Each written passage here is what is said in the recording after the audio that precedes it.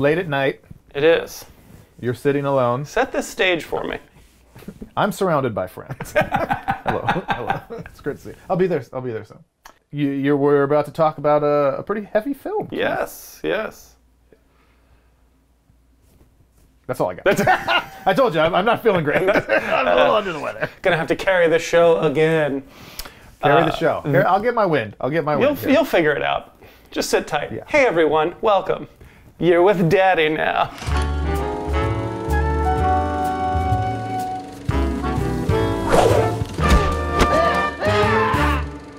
This is a viewer recommendation, right? Let's still get to the mentioning at the top of the program with the person who recommended this is legitimately my best friend in the whole universe. I've never felt closer to a human being ever. I've never talked more, shared more bonds with.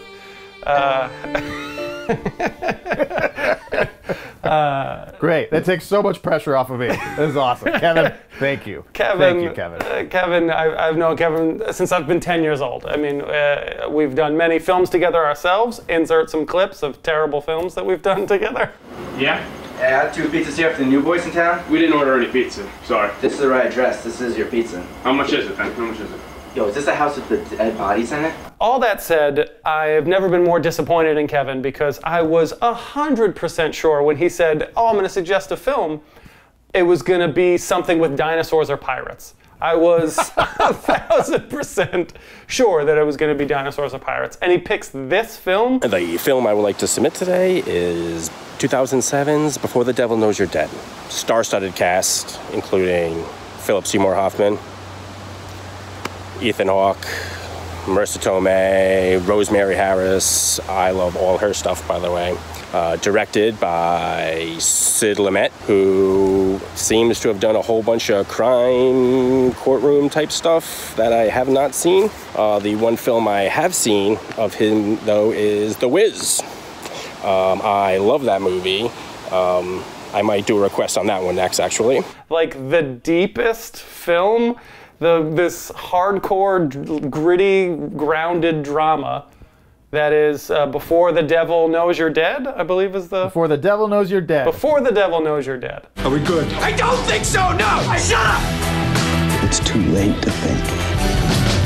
This is our future. I was shocked. I was knowing Kevin. I was surprised too. I don't even know Kevin hardly. I mean, we're pretty close. We have a bond. You do. You are developing a friendship that I truly hate. I wouldn't say it's unspoken because we speak. Yeah. I just want to say what an honor it is to finally talk to you, Ev. I mean, I've seen your whole body of work, and I just think you're great. Keith, hey, if you talk to Ev, can you just tell him I say hi, or I don't know, I think he's cool, but don't be weird about it. I was surprised. I thought, oh, he's going to pick something that's funny for us to, like, laugh about. And he picked literally the least funny film we've ever talked about. Yes. Yes, the grittiest. Oh, God. It's crazy. So Kevin, fuck you. I think he did it. I think he did it because he knew that it would just make me sad for 2 hours. Yeah. And that's the only thing I could imagine. That's why I suggest a lot of films to keep. It makes me feel good. Yeah, yeah.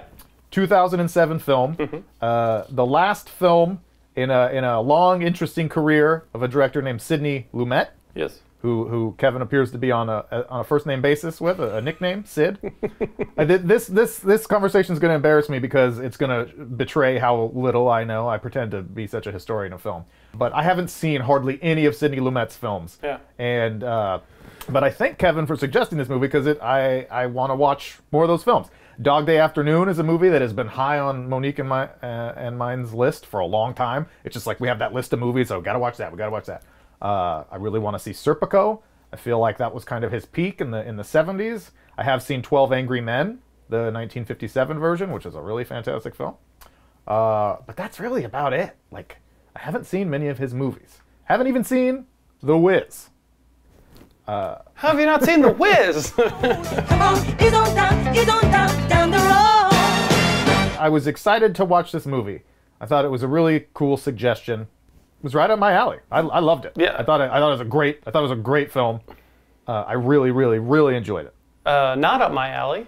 Made me incredibly sad, and I don't like to feel a lot of these feelings that this film made me feel. But it is a very, very good film. I think it's an excellent piece of filmmaking, and I'm excited to talk about it because there's one key thing that I think is, dare I say, inventive for the time, even though it's not that long ago. But we can get into it. Is there a certain place that you want to start? Well, let's start with the very first shot of the film.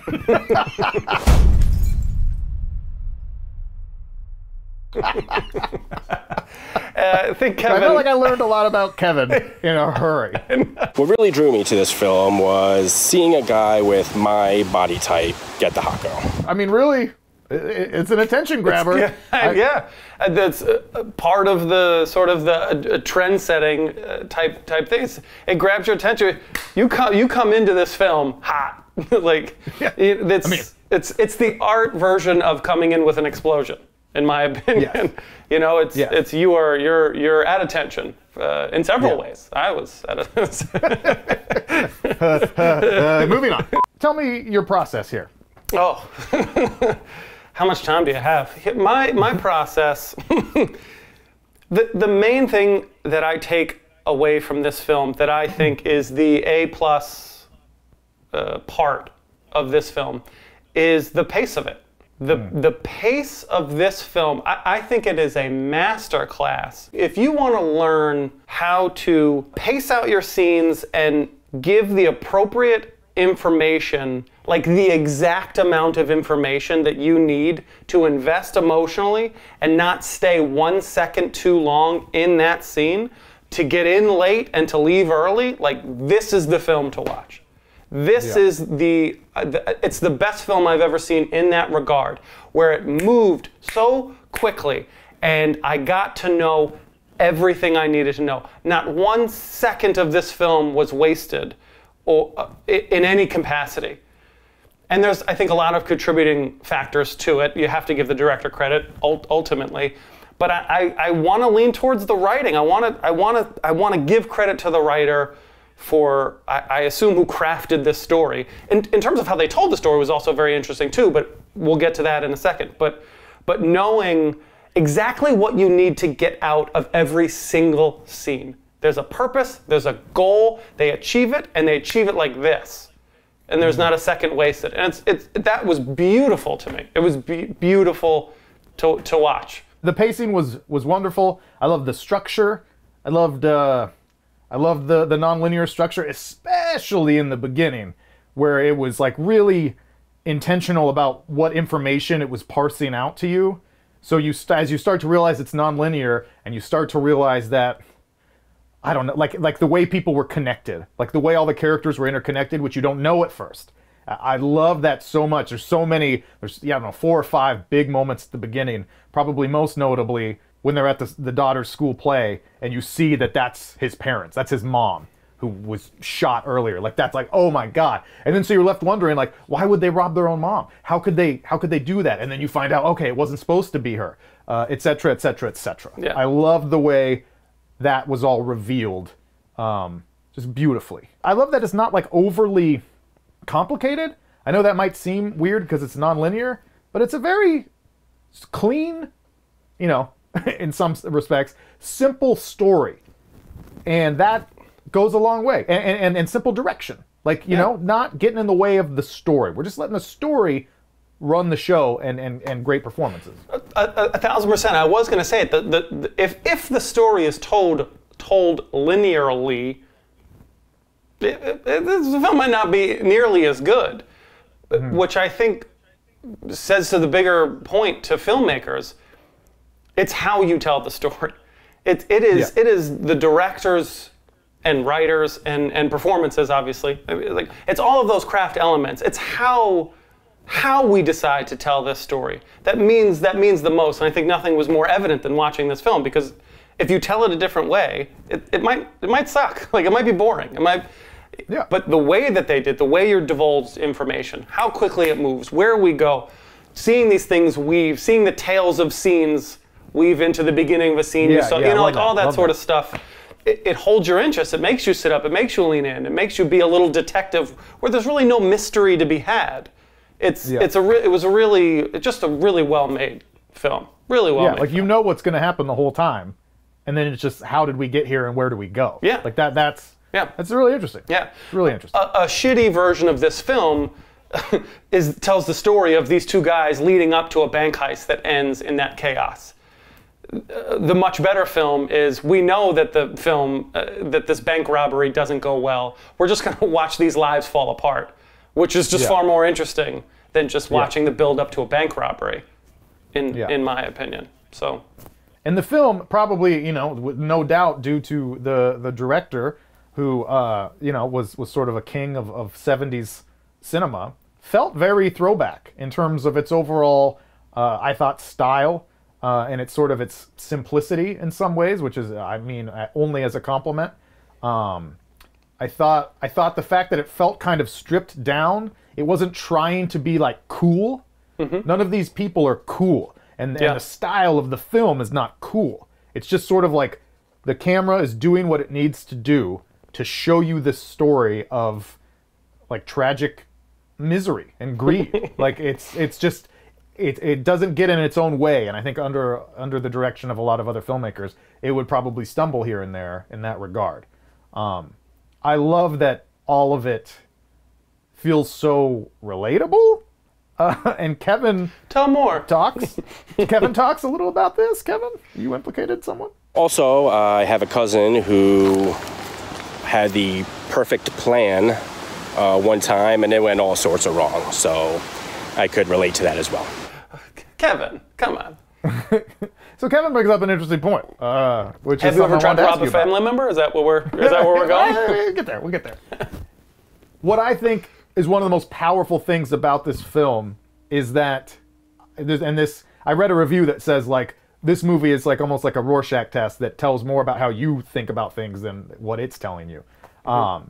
And so maybe this is what they mean by that, which is, to me, it felt very, shittily, but like accessible, where it made the point to me that like, we're all just a couple of bad things away from maybe being seduced by this kind of situation. I love that it's like this is super judgmental, but it's like a poor people heist movie. Like, yes, Ocean's 11 is fun, but these guys seem real, where it's like 60 grand is going to change your life. Yeah. And I'm not a wealthy man, and I don't have 60 grand in the bank, but 60 grand's not enough for me to commit armed robbery. Yeah. You know what I mean? But this is going to change our lives. Yeah. And I love all of that because it feels very real. Kevin talks about the cast, star-studded. Kevin. Talk about a star-studded cast. Unbelievable. It was a great cast. There's not much you could say. We can spend very little time because from top to bottom, I feel like these are all very talented performers. Philip Seymour Hoffman is one of the all-time greats. Yeah, I was going to leave you to talk about the cast because I know you're a big acting guy, a huge actor yourself, true American talent in terms of acting. Yeah. So you recognize those sort of things. But yes, they're the great. only way this film could have been better if I was in it, if the performance is wise. I was shocked. I immediately looked up what awards it won. 0. I mean, small things here and there, but I don't think any nominations. And that is bullshit, in my opinion. It's crazy. I think that's kind of bullshit. I am for performances. How are 0 performances? Well, I'll tell you. Tell me. At least partially. Is I saw that Philip Seymour Hoffman was also nominated that year for another movie as a supporting actor. So he was nominated for Charlie Wilson's War, which I've also never seen, and I don't think made a tremendous impression on the world. No offense. But so I feel like there must have been some hesitancy. What did Sidney Lumet do to the Academy voters that nothing's even nominated? This great, well-reviewed film, sitting at 88% right now, well-respected director from 50-year career. He's 83 years old. He comes back. He makes this great, gritty film. Seems very strange that nobody's nominated for any of it. Yeah. And even Best Picture, I thought this is worthy. It has the misfortune of being the same year as No Country for Old Men Right. and There Will Be Blood, which are probably 2 of the 3 best films of this century so far. So that's I don't expect it wasn't to gonna win. win. Yeah, I don't expect it to win, but to not be nominated in any regard, that seems like a big miss, because this does feel also very Oscar baity. Like it feels like an Oscar type film that like the Oscars would fall in love with. Yeah, I don't know why. Certainly worthy. Certainly worthy. A throwback to a different genre by a master of that time and that genre. So yes, performance is wonderful. Philip Seymour Hoffman is great in everything. He's great from top to bottom.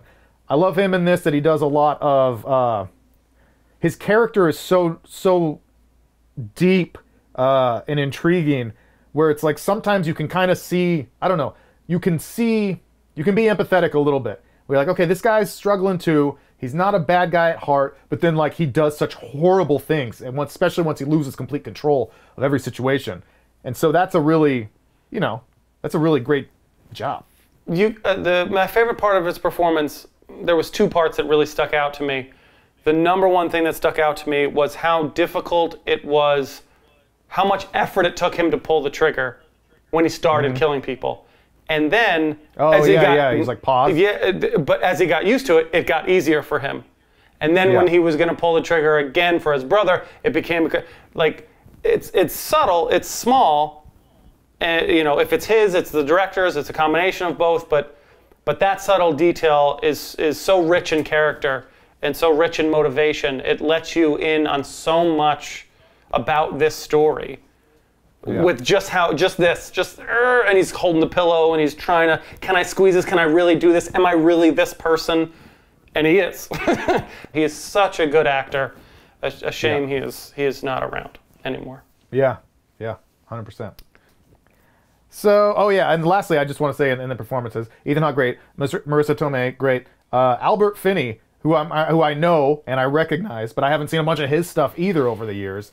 And he brought me to tears at one point when he first arrived to the jewelry store and like lifted up the police tape and went in there. And why? Like it wasn't so much. It wasn't Sean Penn in not Mystic Pizza. Yeah, Mystic River. Yeah, which is great too, right? I mean, that's a fucking jaw-dropping performance in that scene. But Albert Finney gets me almost the same way with just like a look in his eye, like this wild eye as he starts to realize what might be happening. And then it cuts to the pacing, just out. It just gets you just enough to like, really, really good stuff. Excellent. Do you have any other compliments before we? I have criticisms. Just fucking drag this film. I have one major criticism. There's one thing I truly disliked about the film. I bet I know what it is. I bet you know what it is too.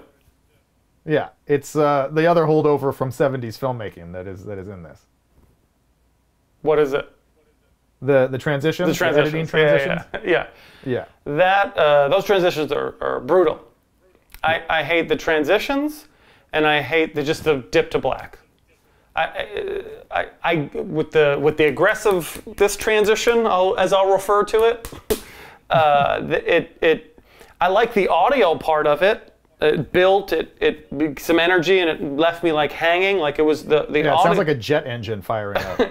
But I had less of a problem with. Like it just seemed like someone with iMovie who just like, what? We should just cut it, right? We just do rapid cuts and then it's over. And it seemed so amateur, and it seemed so just amateur. It didn't seem good at all. It seemed like someone didn't know how to edit or what they were doing to make those transitions. They could have done 1,000 different things to create those transitions, and it was bad. I'm sure that was a stylistic choice. Of course it was. It was a bad one. Because I feel like that reminded me of the 70s too. So maybe that was the goal. If we're trying to give credit for the thought, is like we're making like a throwback to 70s gritty crime films. Let's use those same kind of transitions we might have used in 1973. I don't know. I didn't like it. And to take that a step further, I think the editing might be the weakest part of this film as a whole. Okay. The pacing, good. And that's a big part of the editor's work for sure, but I'm sure the director sat in on that. But there were not a bunch, but several cuts just to within the same scene that were not great. kind of like, ooh, that didn't feel right, and that's a hard thing to qualify. But there was one most noticeable, if we can find it, is I remember because I was writing down. You always give me these needles. Needles. I'm gonna tell you exactly where it is, though. Okay, great. Somewhere between the half-hour mark and the hour and a half mark. Because I was writing down. That's a lot of cleavage at a funeral. When Marisa Tomei was like note. picking out the prosciutto or whatever at the counter in the kitchen after the mom's funeral. And she like turns around, she's like, "You got a bathing suit on?" Like, I have a theory that this movie's so dark and depressing that Sidney Lumet's like, okay, every half hour we're gonna have Marisa take her top. Take her top. Like, it's just to like break up the monotony of how heavy everything is. Just people something to hope for. Just a little. Yeah, it's like, oh well, a little while because every other scene. But no, in that scene, I don't know. It's like when she gets the phone call or whatever. There's just like a weird cut where the frame is not different enough from the one that preceded it. Yeah. You know what I mean? Where it's just like, it almost looks like a jump error cut. It's not. But there's little examples like that where I just thought like, the editing here is not as crisp as one might like. Yeah. On a similar note, I noticed, tell me if you noticed the same thing, I felt like there was a handful of shots that got overexposed. Well, the one at the end was intentional, obviously. What others? Yes, not that. There was a couple outside shots. I remember like a cab, one of the cabs coming in. Like that yellow was like super hot. And again, maybe a stylistic choice. Like the streets, like the outside stuff, just felt like we just need to stop lower, guys. Like we just can we? Yeah. And there was I caught that a little bit. There was one in the perspective from Ethan Hawke inside the car when the guy gets shot or whatever, and I think you just like hear it. Like there was a weird kind of jump cut that felt weird, and it just to something that was like a little blown out. And then I was like, I guess that's stylistic because there's no way that they like thought that was a good idea. But then I noticed little random pockets, and I was like, maybe they don't know. I didn't know. It caught my attention. Maybe it was stylistic, but it caught my attention. And I had a thought, and maybe I'm wrong. I kind of wanted to see one wrap-up scene with Ethan Hawke's character. I did think that too. It's like after I was like, oh, I guess that's it for him. it was a little peculiar, but in general, then I started to think about like his story. His story is he gets away with it. To me, I was like, oh, he's the silver lining, because he's the best character out of all of them. You know, of all the but just because he's got a good heart, like he's an accessory and he's the cause of 1,000%. deaths. I mean, this is a awful story, you know. But I guess it's just something to be a little bit happy for. Like he gets the money, he's got a daughter who he's going to be able to take care of, and he's going to, you know, there's some happiness implied, but you don't need to. This movie shouldn't show us that. But as a viewer, if you want to take that away, you can, and that's what I did. So I didn't just continue to cry myself to sleep. Yeah, see, I sort of assumed that he is fucked too. I don't know why he wouldn't be also fucked, but maybe that's part of the point, is that the dad at the end was willing to overlook his young favorite son's participation, probably assuming that the older bad seed brother is the one that talked him into it anyways, so they're all just going to pretend everything's fine for the rest of their lives. I think there's enough groundwork, in my opinion. Going back to your point of like what's the audience wants to see. Like I want to find a happy ending out of this film because it's so sad for me to watch. So I want to say like, he prays, he goes home, takes care of his daughter, he prays really hard, he resurrects all the dead people. Exactly. They all eat Lucky Charms. It's magical. It's magically delicious. It's the director's cut. Yeah. So, but you, who only wants to see things go worse and worse until everyone's dead and awful, so then it's what you get to see. So that might just. I think he rounded the corner with the money. He got hit by a school bus full of kids, and the bus driver swerved, went over a cliff. Those kids drowned, all of them. Landed on a hospital. Yeah.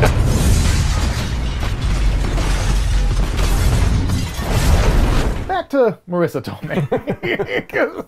Here's the thing. Here's what I honestly thought in this film.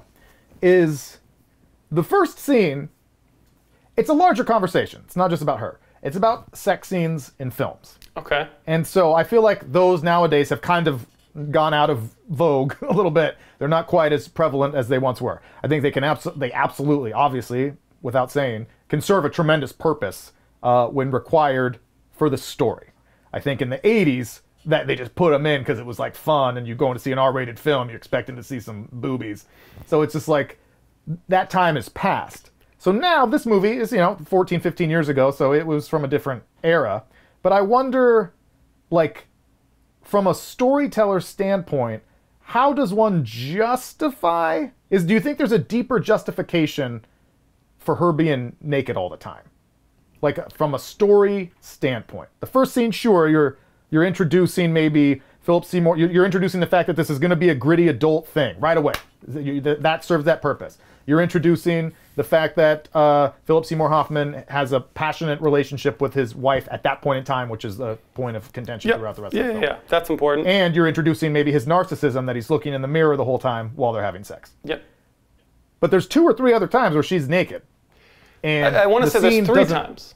I think there's 3 times. So 2 other times. Yeah, 2 other times. Keith knows specifically. Yes. The first one is a minute and 39 seconds long. Yeah. The second one is exactly 18 seconds long. Yes. The shadow on the nipple is... no, I want to say there was 3 times. 2 of them were with Philip Seymour Hoffman, and 1 is with the brother. And I think all of them are justified. We should write a whole book about... Kevin? Kevin, get on that book, please. Get Marisa Tomei on the horn, please. And hey, scat now, we out. Hey.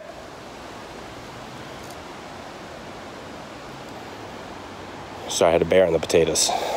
Well, I'll ask you this question. Do you ever want to direct a sex scene?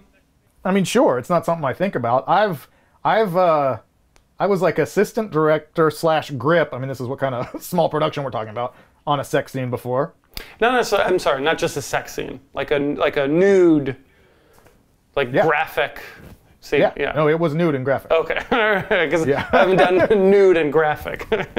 Implied, yes, not a to this level, not to this level. I don't want to do it. Yeah, it's what I think is super funny.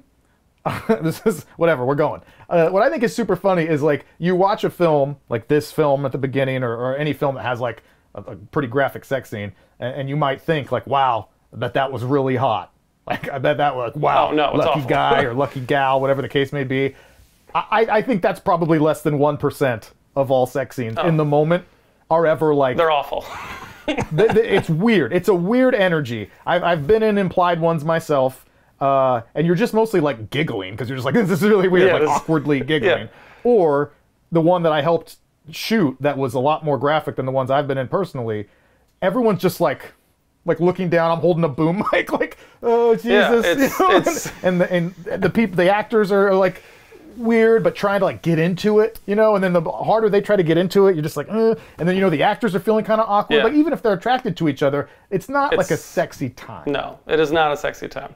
I love the quick anecdote about Eyes Wide Shut, which is a great movie by the master Stanley Kubrick. His final film, that he wanted so much to get intimate, really intimate, real scenes between Tom Cruise and Nicole Kidman, that in most of, if not all of their nude scenes, he just ran the camera himself with 0 crew. Kicked everybody out. It was just the 3 of them in there.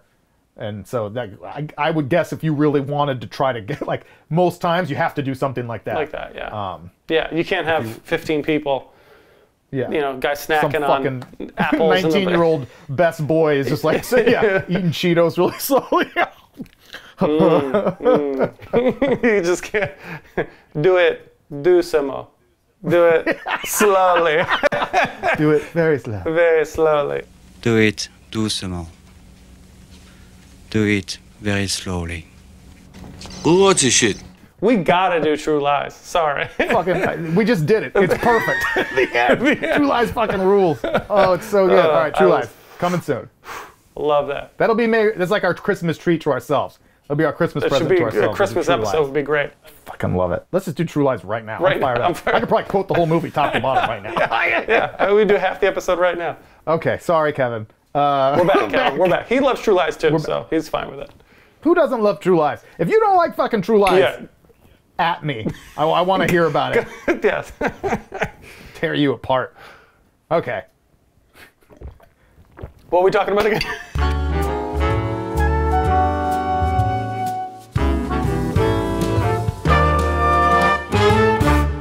Great talking to you, Ev. See ya.